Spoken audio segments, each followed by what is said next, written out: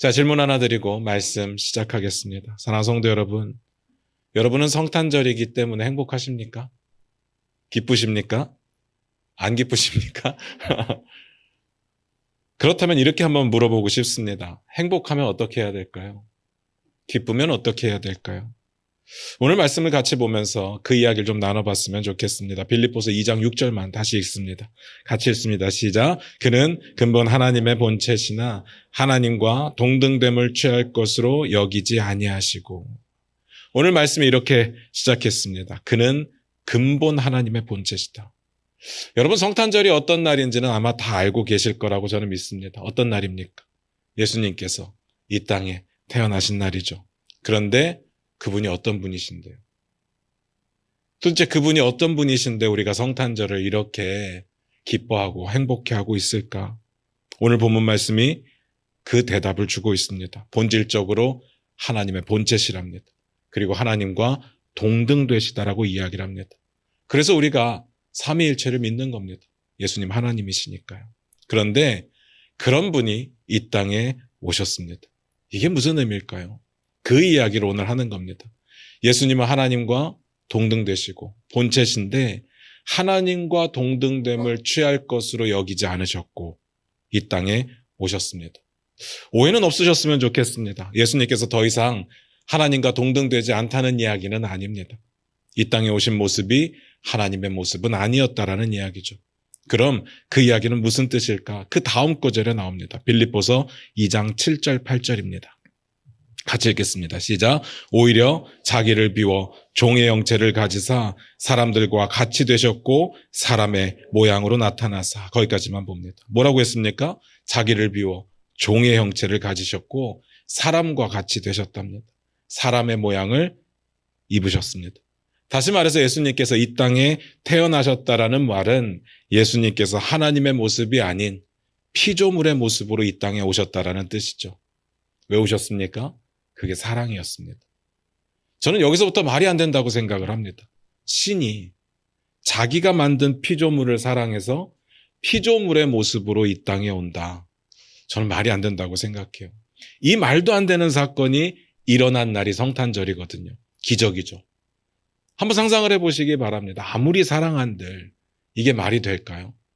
어떤 사람이 자동차를 만들었다고 한번 생각을 해보시기 바라요. 자기가 만든 자동차가 너무 좋은데 그 자동차가 흠이 많은 거예요. 그래서 자기 팔과 자기 다리에 바퀴를 이식해서 달고 자기 등에는 엔진을 달고 눈에는 헤드라이트를 달면서 직접 자동차가 되어보겠다라고 결정한 겁니다. 말이 됩니까? 말이 안 되는 일입니다. 아무리 자기가 만든 작품이 뛰어나다고 한들 그 작품이 되려고 하는 사람은 없을 겁니다. 그런데 전능하신 하나님께서 피조물을 사랑하셔서 직접 피조물이 되셨습니다. 여러분, 이해가 되시는 이야기입니까? 좀 말이 안 된다고 생각해요. 사람이 자동차가 되는 것도 말이 안 되지만 그것하고는 비교가 안 되게 더 말이 안 됩니다. 그런데 그 말도 안 되는 일이 일어났습니다. 왜요? 왜 그러셨을까요? 왜 이렇게 말도 안 되는 일을 하셨을까? 빌립보서 2장 8절만 봅니다. 같이 읽겠습니다. 시작. 사람의 모양으로 나타나사 자기를 낮추시고 죽기까지 복종하셨으니 곧 십자가에 죽으심이라. 자기를 낮추시고 죽기까지 복종하시기 위해서. 그리고 십자가에 죽으시기 위해서. 아이러니하게 그렇게 말도 안 되는 일. 다시 말해서 하나님이 피조물이 되시는 일까지 이 땅에 태어나신 이유가 죽기 위해서. 말이 안 되죠. 이 땅에 안 오셨으면 죽을 일도 없잖아요. 피조물을 입지 않으셨으면 죽을 일도 없잖아요. 그런데 오셨습니다. 그리고 그게 내 사랑이다 라고 말하는 거예요. 그 일이 일어난 일이 성탄절입니다. 성탄절은 근본 하나님이신 예수님께서 우리 때문에 죽기 위해서 이 땅에 오신 날. 말은 안 되지만 실제로 일어난 사건입니다. 그 중요한 사건을, 그 사실을 저와 여러분이 어떻게 받아들이고 계시느냐 라는 질문입니다. 어떻게 해야 됩니까? 우리는 어떻게 받아들여야 될까요? 두 가지 측면에서 말씀을 드리고 마치려고 합니다. 일단 하나님께서 우리를 향해서 뭐라고 말씀하시는지 그 부분을 볼게요. 뒷부분입니다. 빌립보서 2장 10절 11절입니다. 우리 화면 보시면서 같이 읽을까요? 같이 읽겠습니다. 시작.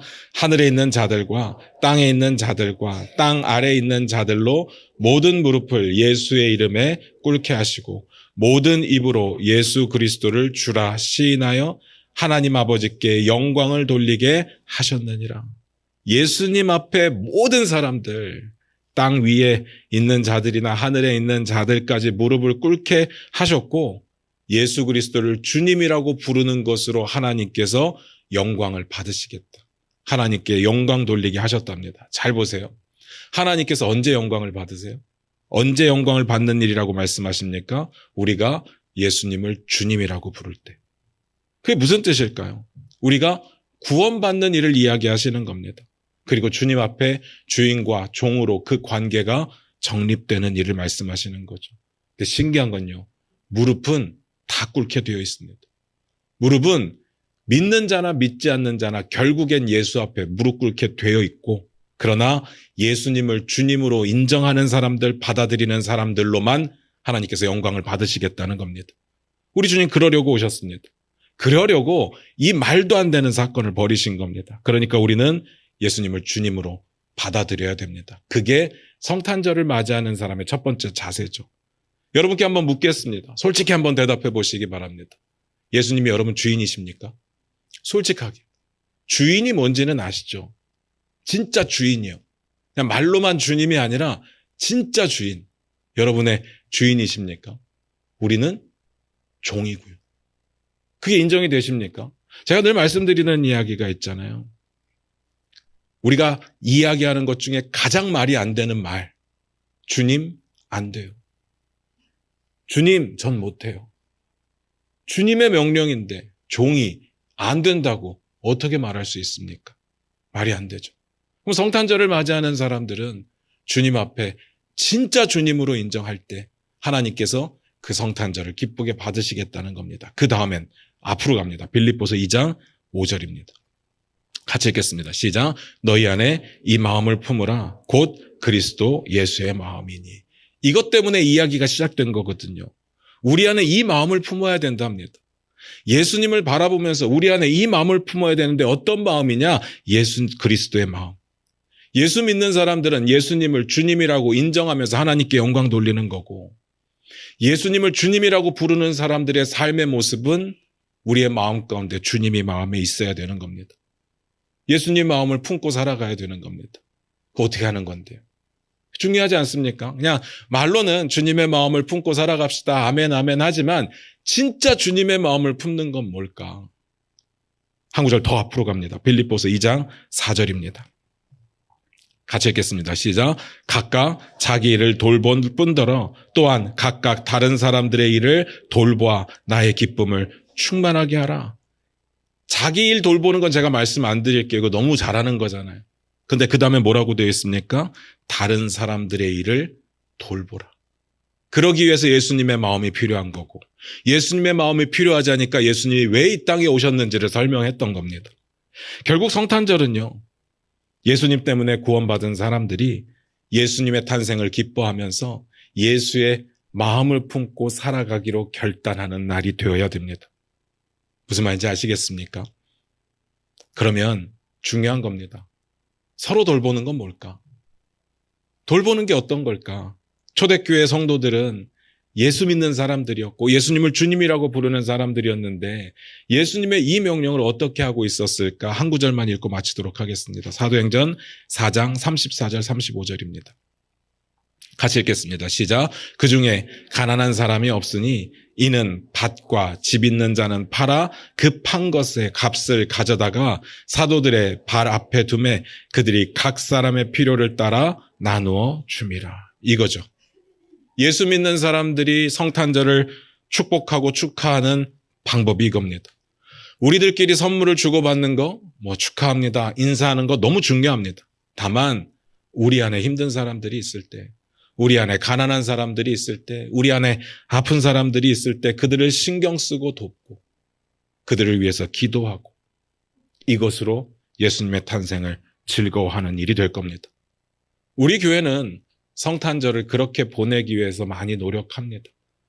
어저께 옆에 지점장님, 농협지점장님 만났는데 왜 우리 중앙교회는 추리를 많이 안 하셨어요? 라고 물으시더라고요.